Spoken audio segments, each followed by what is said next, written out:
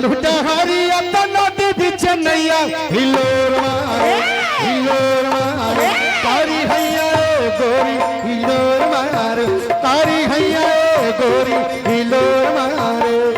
चलो लुटहारिया नदी बीच नैया हिलोर मार चलो लुटहारिया नदी बीच नैया हिलोर मार तारी हैया गोरी हिलोर मार तारी हैया गोरी हिलोर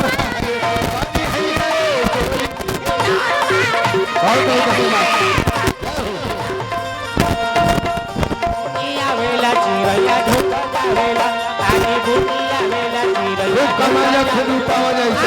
बहुत आशीर्वाद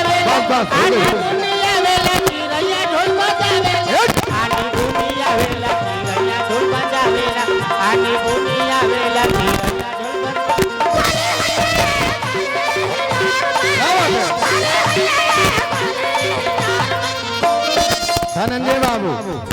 एगो अलग मिजाज के कलाकार ये भी है जब अपना मिजाज से बा लेकिन इनकर आपन एगो मिजाज बाटे जो उनके दिल के छुएला इनकर गायकी बहुत पसंद पड़ला हमरो बहुत बहुत धन्यवाद खुश रहो अरे बोलल तो टपके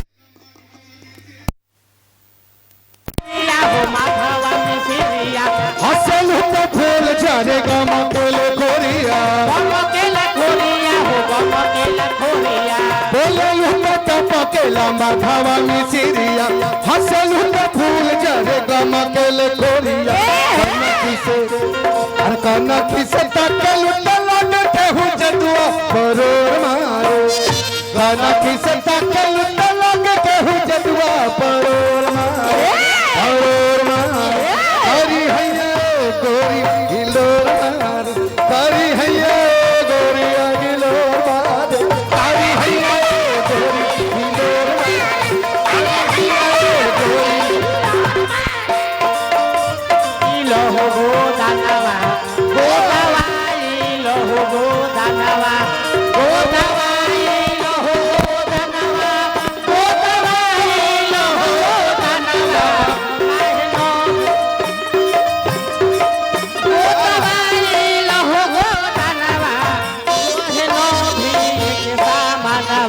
छोटे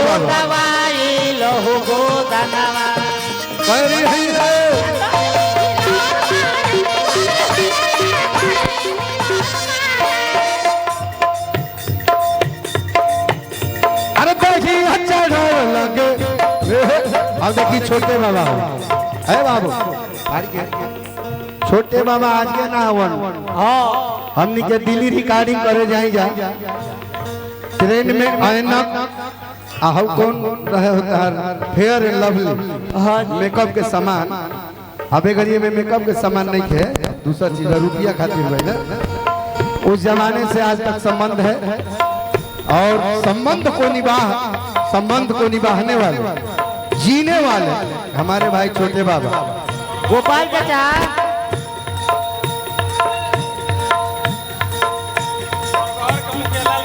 अच्छे आदरणीय लाल बाबू जी घरहगर के मुखिया जी स्वागत बा अभिनंदन बा बैठाई देखी अच्छा ढाव लगे सोनमा के पास हीरा मोती भर बाटे तोहर जवाने अरे देखी अच्छा ढाव लगे सोनमा के पानी हीरा मोती भर बाटे तोहर जवाने देखे खातिर बेरी बेरी गोपाल के मन होर मारो देखे कहने आ जाएंगे हाँ हाँ डांस हो क्या बात अच्छा सरोज भाई हमारे सरोज यादव जी की तरफ से 1000 रुपए के पुरस्कार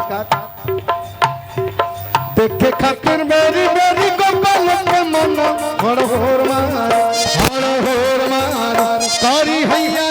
गोरी हिलोर मार कारी हैया गोरी हिलोर मार